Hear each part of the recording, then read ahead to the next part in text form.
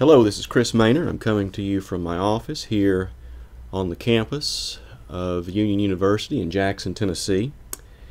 In this video, I want to review a couple of principles that we've looked at already and use this review as a segue into a new topic, competitive short-run supply, or more simply, the supply curve of a perfectly competitive firm. So, let's first review what we call the profit maximization rule. I've borrowed this from Chapter 3 in our textbook. The profit maximization rule says that firms maximize profits by choosing the highest level of output at which marginal revenue is greater than or equal to marginal cost. Again, this is borrowed from Chapter 3. Chapter 3 refers to this as the principle of unconstrained optimization. I've paraphrased it somewhat. We might call this the general form of the profit maximization rule. It always works. It applies in any situation. If you have ever taken an undergraduate principles of economics course, you may have heard a more simplified version of the profit maximization rule.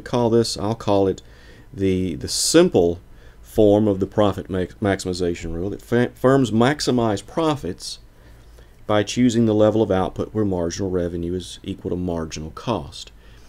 Now, this simplified version is much easier to remember. However, it sometimes leads to confusion. It sometimes leads to problems. You'll notice that the simplified version leaves out two phrases or two parts of the general rule. This phrase, the highest level of output, and then it also leaves out the possibility of the inequality here. So again, the simple version, the version that you may have learned as an undergraduate, can create some problems. Let's look at a couple. Let's suppose that we have a marginal revenue, marginal cost schedule like this one. This is the schedule, say, for a perfectly competitive firm. A perfectly competitive firm faces a market price equal to 9. Notice that this is constant for any quantity from 0 to 8. The firm can sell their goods at $9. Price equals marginal revenue. And then we have the firm's marginal cost schedule. If we were to use the simple profit maximization rule, we might run into some trouble, because you'll notice at no point is marginal revenue equal to marginal cost.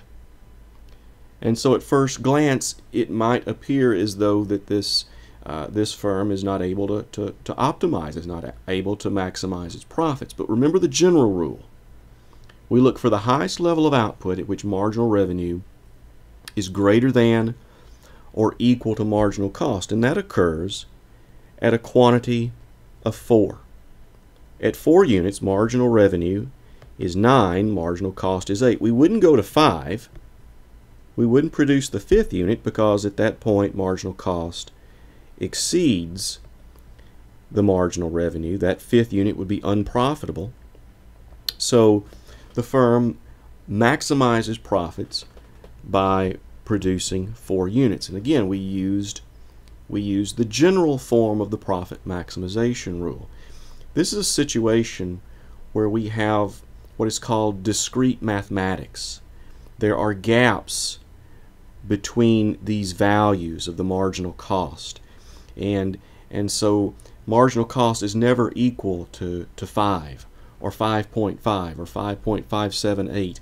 There are discrete gaps in the schedule, and in that case very often we have to use the general form of the profit maximization rule. Here's another situation. This is a graph, and notice that the marginal revenue schedule, the marginal revenue line in green, and the marginal cost schedule in blue, notice that they intersect at 2 points.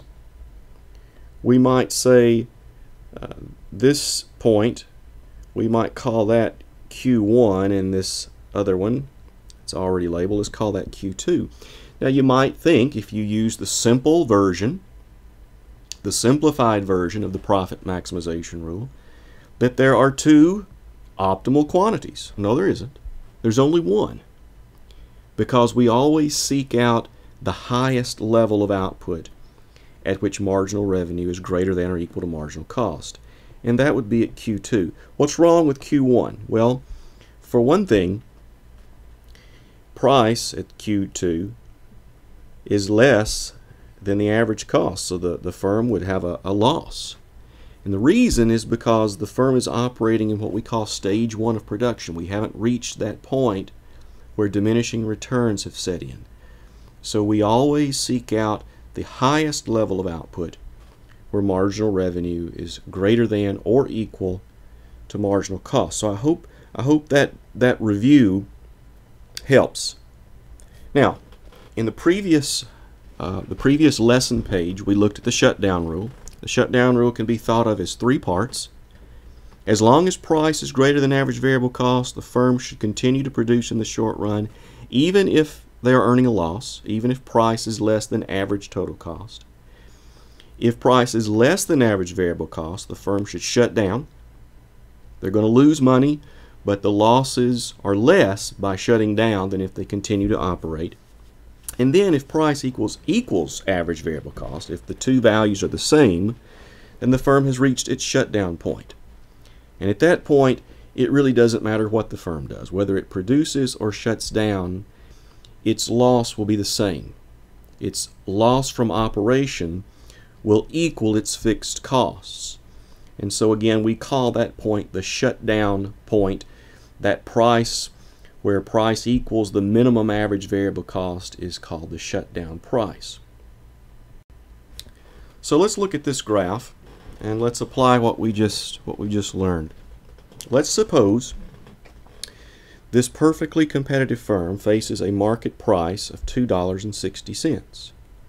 If that's the case, we see that marginal revenue will equal marginal cost at a quantity of 1,100. So at a price of $2.60, the firm produces 1,100. Now, what I've created here, or I'm starting to create, is a table. And in this table, we're finding price-quantity combinations. We're finding the quantity of output that the firm is willing and able to produce at a particular price.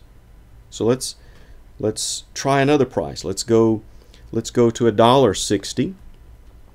At $1.60, marginal revenue, marginal cost would be equal, well, I don't have an exact value here, but let's say that's, maybe, I don't know, maybe 900. We'll call it that.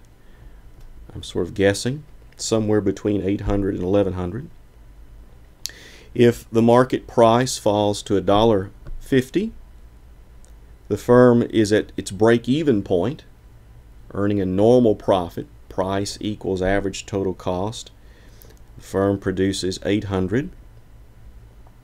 If we go even further, if we, for example, have a market price right here at the minimum, the lowest point on the average variable cost, that's probably about 75 cents. If the market price falls to 75 cents, then the firm will do one of 2 things. It'll either produce 0 units. Why? This is the shutdown point. This is that point where price equals the minimum average variable cost. And so it doesn't matter whether they produce 0 units or whatever that quantity might be, maybe 550. So 0 or 550 units, again, it doesn't matter. Their losses will be the same. Their loss from operation will equal their fixed costs. So what do we have here? we've created a schedule that tells us the quantity that firms are willing and able to produce at each and every price. So what is that schedule? What tells us, what kind of a schedule or what kind of a graph shows us the relationship between price and quantity produced? Well, that is a supply schedule. We have derived the firm's short-run supply schedule. So let's put this into words. A competitive firm's supply curve is the portion of the marginal cost curve for which marginal cost is greater than average variable cost. It's that portion of the firm's marginal cost curve that lies above average variable cost. Now you might want to pause here and take note of this, but let's go ahead and see what that means. If I were to shade in the portion of marginal cost that lies above the average variable cost. Notice I did not shade in this lower area here. I did not go below the average variable cost, but this area that's shaded in is the competitive firm's short-run supply curve. It's that portion of short-run marginal cost that lies above the average variable cost. And again, only that portion above average variable cost. Any point below the quantity supplied is equal to 0. So this is a nifty little application of the shutdown rule. And again, this is a derivation of the competitive firm's short-run supply curve.